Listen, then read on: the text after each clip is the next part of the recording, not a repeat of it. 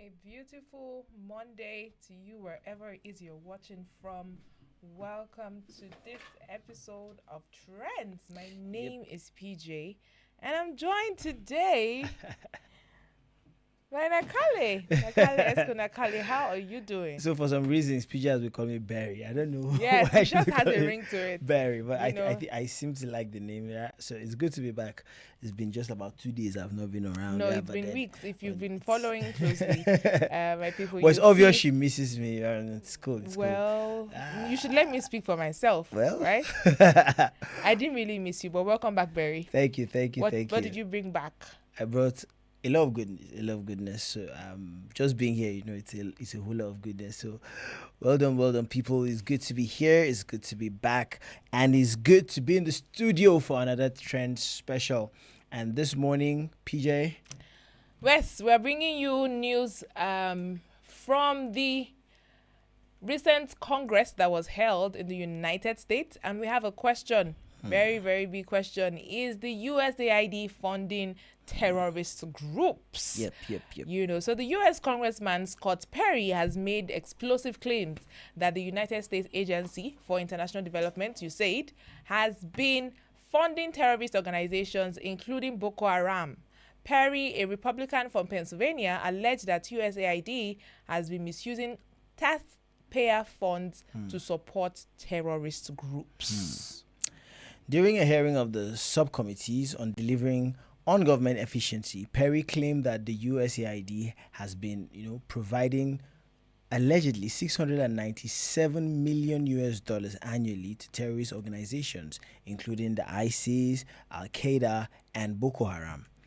He stated clearly that um, those funds have been used to sponsor Boko Haram or other terrorist group at one level or the other. Now, this begs a whole lot of questions, PJ.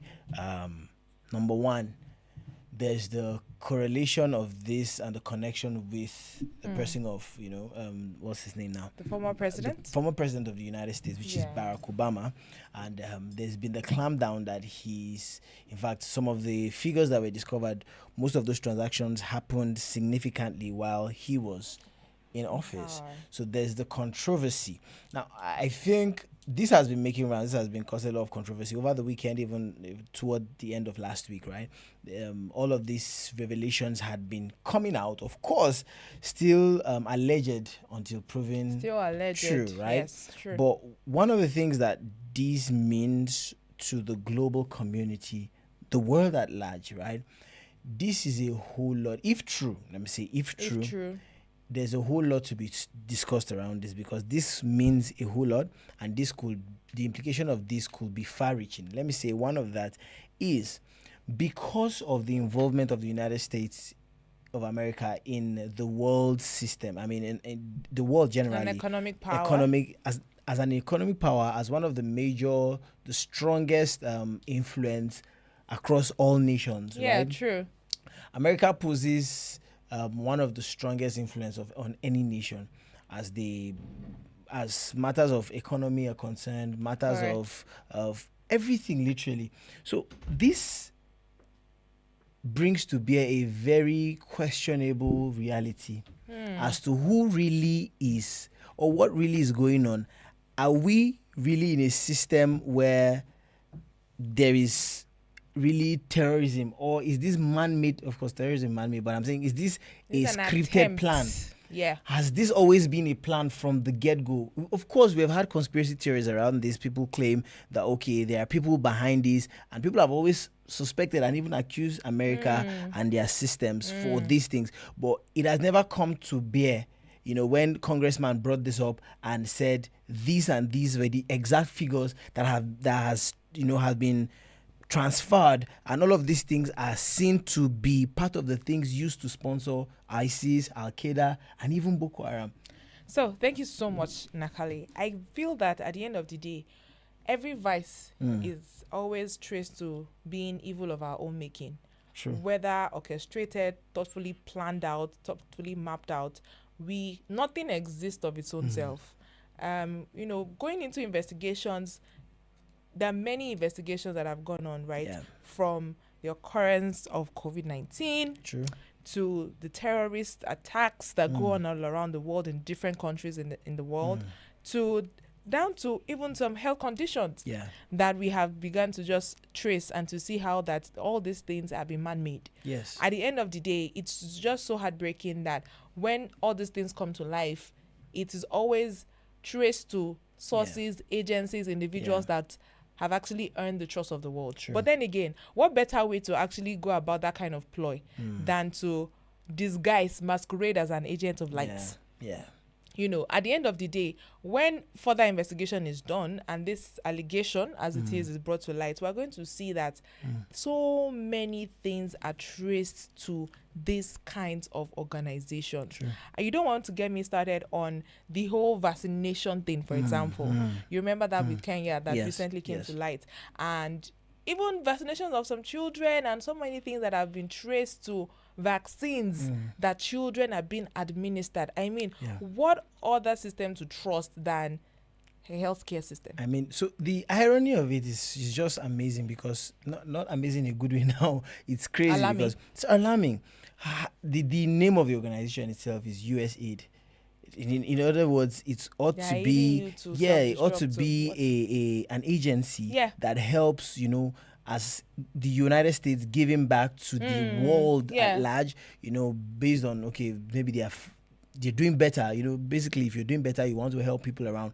That ought to be the idea. And that's been the mindset I've had about the USAID, especially because my dad even worked for the USAID at some point. Yeah. And of course, they had their programs, they have their projects that they do. Unknown to the general public, if it is true, unknown to the general public that it's a take one and collect 10 kind of arrangement where it looks like, oh, I'm doing good, we are aiding, we are helping with retrovirals, HIV, drugs, we are helping with malnutrition in the country, but at the end of the day, you are coming back to cause chaos. If this is true, Nigeria has been taking 10 years aback, at least to say the least. Nigeria has been taking 10 years aback at the very least because of the insurgency of Boko Haram.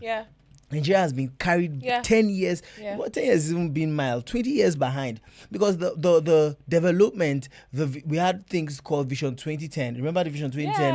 There was a Vision 2020. Bro, we are in 2025. And Nigeria is still struggling to understand her left from her right. And a large chunk of this is due to the spiral that we have had to go with the whole Boko Haram insurgency thing, right? I was going to say something, you know, Perry claimed that sparked controversy, right, with some experts questioning the accuracy of his allegations. You know, Emmanuel Ogebe, a rights lawyer who has worked with the U.S. Congress, you know, on Nigerian terrorism issues, had also denied, right? He had also denied some of Perry's claims, stating that the USAID has been working to literally support and help Nigeria in the whole midst of the whole crisis and everything.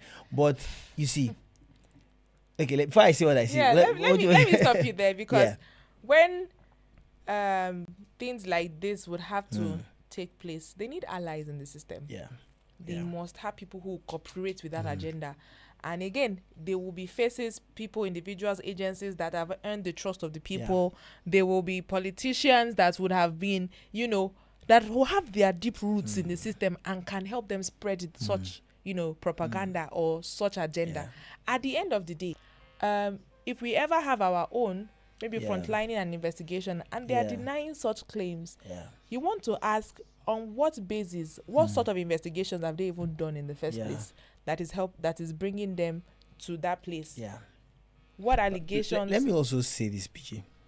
I feel like many times when it comes to conspiracy theories, we try to understand conspiracy theories by the obvious. The reason why it's called a conspiracy theory is that there is more than meets the eye, right? It is you attempting to see beyond the smoke screen. Do you remember the Chibok girls incident, right? About over 100 Nigerian young girls were kidnapped. So I saw an analysis. I can't remember the exact figures now, but the person was trying to analyze what it would have taken to carry out that operation of the Chibok girls. If I think about 128, if I'm not mistaken, of the number of the Chibok girls that were abducted. I'm not so I've forgotten that statistic now. But you see, here's the thing. Is that if those amount of people were going to be kidnapped, number one, if you have a coastal bus carries about 30 seats, 30 seats, it carries about 30 people. So let's say 30 of them were put in that bus, right? It would mean that you would need an average of at least 4 to 5 of those buses, because of course you're not just putting the students, also the Boko Haram members that came to abduct them would also be yes. So it means that we were looking at a convoy of at least 10 vehicles journeying into a thick forest of kilometers, hundreds of kilometers, without any checkpoint, no police, no soldiers, no army. There was no way to detect. Do you know what a convoy is? It's difficult for a convoy to pass unnoticed. Very true. So it means that most of these so-called terrorist attacks are calculated plots. And preempted. Calculated plot, because things are not just innocent. It's not just, there's always more than meets the eye. And that's just my opinion, really. So everything that the USAID has ever done under the disguise of helping vulnerable communities, in Nigeria, yes, establishing schools, upon this investigation by the Congress, it was found out that some of these schools don't exist. Yes. So the controversy surrounding the USAID funding has been ongoing, with the US President Donald Trump previously calling for the closure of the agency, citing corruption. Elon Musk, who has been appointed to lead the Department of Government Efficiency, has also criticized USAID, alleging that it engages in rogue. So, first of all, before we even get into this conversation, let me ask you, what do you think about the Trump and I Elon was Musk going to say, probably like a conversation for another day. But then again, when we are talking about power, you always need allies. True. The stronger your ally, the more you can actually get your agenda or manifesto carried out. Power is two things, PJ. Power is money. Power is power. Power is power. You can have power. If you don't have money, sooner or later there's a reach to which your power can extend. So when you have power and you have money, you have power, you can do and undo, and you have money, you can really do and undo. Yes. So I think that's the keys. And for me, so far so good. Well, I feel like the collaboration between Elon Musk, and then Donald Trump is a very much needed disruption to the system. Many people are of the opinion that there's something to come out of that. Of course, there might be. Politics is not innocent. I won't even be. There are many underlying things that we're yet to see unfold. Yes, I won't just be wait out naive. another 6 months or 1 year. I won't be naive or to claim like this is totally innocent. I know that there's definitely going to be something, there's a catch to it, but I'm saying that the disruption that is needed in the systems, especially in America and by extension the world, because as a powerhouse that America is, whatever happens within that nation, that economy affects the world in general. Yeah. So to have this scale of disruption, I feel specifically that it's a much needed disruption. I mean, most of the other episode that we had where we spoke about his manifesto and some of the executive orders that he had put in place, we saw how it was characterized by a lot of disruptions. Came with a lot of backlash and all that. But that's not a conversation. Like you said, it's a conversation for another day. Right, let's not get into that. But I believe strongly that this is actually not the first time that there's been, talks about corruption going on within the USAID. It's one of the most funded non-American, because the impact of the USAID heavily funded. It's without America. It's outside America. So it's the America giving back to underdeveloped nations, war-ravaged nations. So to now find out that this same organization is like saying someone has maybe a step parent that ought to be taking care of you and be doing that, but you find out that this person is the one maltreating and even wishing ill for the person and causing the very problem. If Nigeria it is what it is today, when the whole Boko Haram insurgency thing started, the economy of Nigeria nosedived. I mean, a bulk of our finance. Of things. Like insecurity is a business. I'm telling you, insecurity is a business, and there are people. 20, 50 years back. There are people benefiting from the business of insecurity.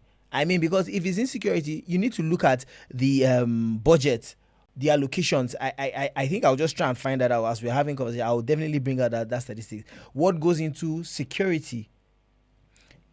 as compared to what we used to have for security in 1999, 2005, Yeah. what compared to the ratio now of what goes into security now as compared to then, and as compared to 2012, 2013, 2014, when we had insurgency on the highest, when it was on the rise the most, you will realize that it is astronomical, the rise in that.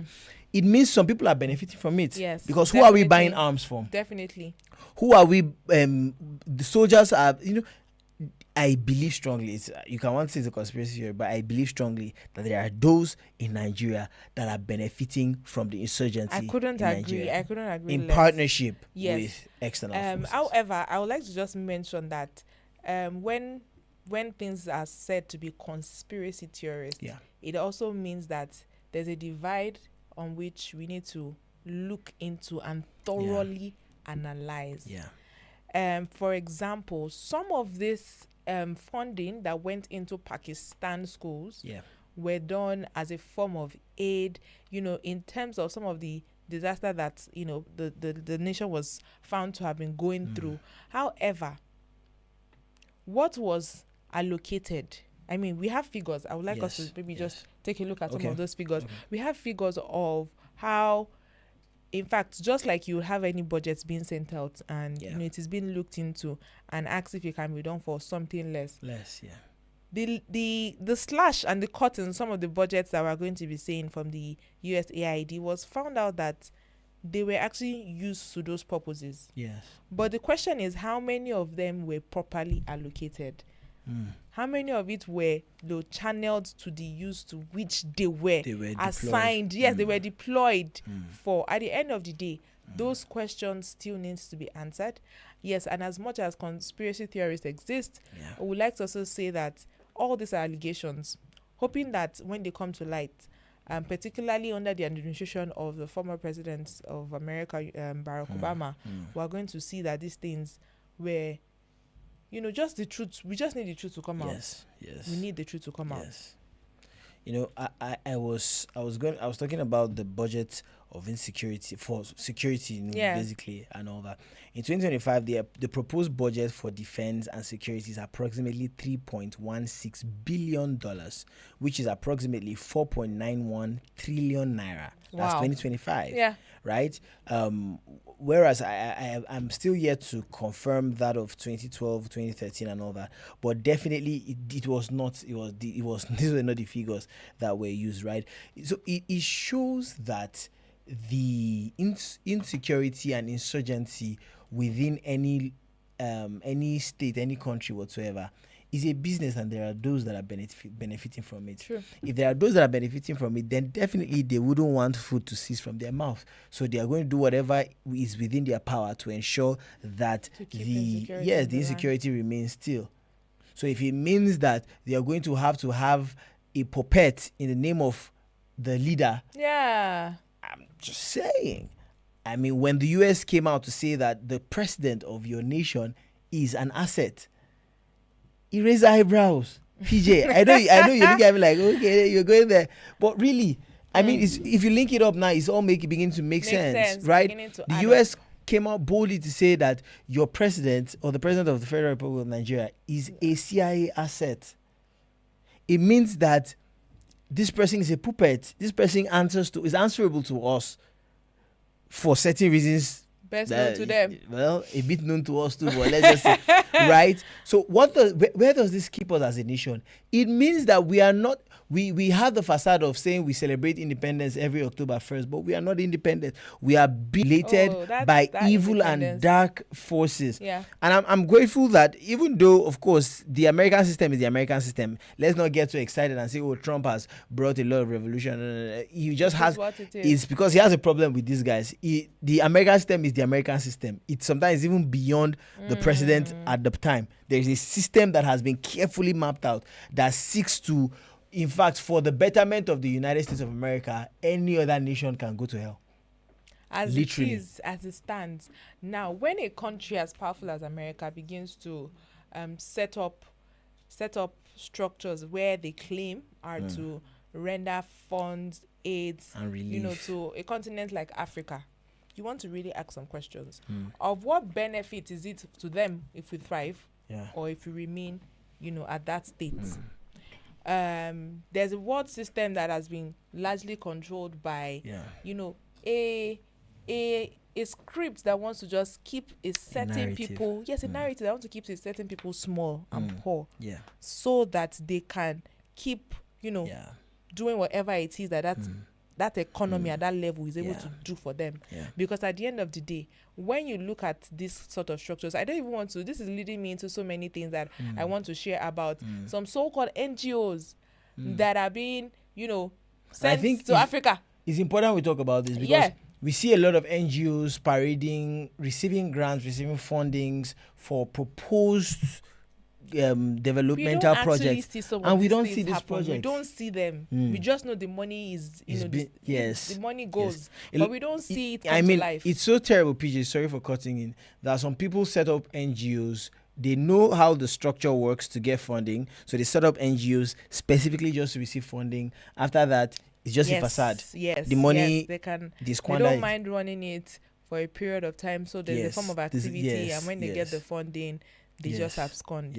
We've seen that happen time and time again. I mean, I know that there are people in the NGO space that can actually attest to this. The fraud, the misappropriation of funds, the extortion, everything is just so much. Everything is just so much. And this is so sad, because when we truly want to claim our freedom, because many countries in Africa are not free. Many countries in Africa are not free. There are those who are actually trading our freedom with their bellies.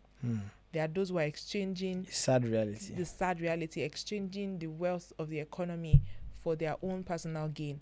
And this has got to end. Just like the US congressman mentioned, in the recent Congress that held, this has got to end. This has got to end. And with this, PJ, it just gets me thinking about what's the way forward for Africa. Recently we spoke about how that wants more things. Donald Trump had cut down the USAID support for HIV ARVs, right? HIV ARVs, and then a whole lot of people. There was a whole lot of rancor, why and all that. And now we are seeing that there are deeper rot within the system, at least allegedly, and within the system that needs to be brought to light and dealt with. So it means that whatever it is you are receiving with one hand, there's so much more was taken away from you. And it's sad to see. It just reminds me of the story of what's his name now, Gaddafi, which was the president of Libya at the time, and how that he was termed a terrorist. And in fact, his very own statesmen, his countrymen, killed him on the street like a dog, like an urchin. Right, he was lynched on the street, killed, and left. It was the worst form of death. And what was his crime? His crime was that he dared to oppose the United States of America. His crime was that he dared to speak up. His crime was that he wanted a united Africa where we had one government, where we had a system that works. What he wanted was an Africa run African by Africans. Let me put it that way. Africa by Africans. That was his desire. He wanted us to have similar one currency that will make the economy of every African country strong on its own. He wanted us to have bilateral agreements within African countries where you don't need to even have a visa to travel within Africa, where Africa becomes the hub. That synergy. Was going to actually... It was going to revolutionize the world. And so many people did not want what that kind of synergy was going to create. Have you ever wondered what is it about Africa? I mean, from the Berlin Conference down till today, it looks like there's been the clamor for... There's just something about Africa. So I was at the PFN meeting, the colloquium that held...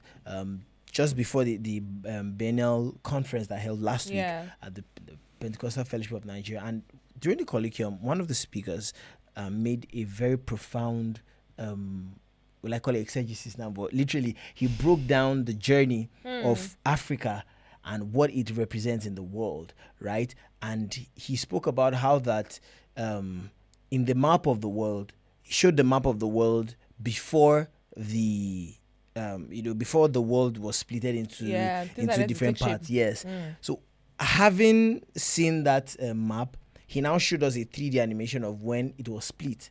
So when the whole world was split, what's the only part in the world on that map that did not move was Africa.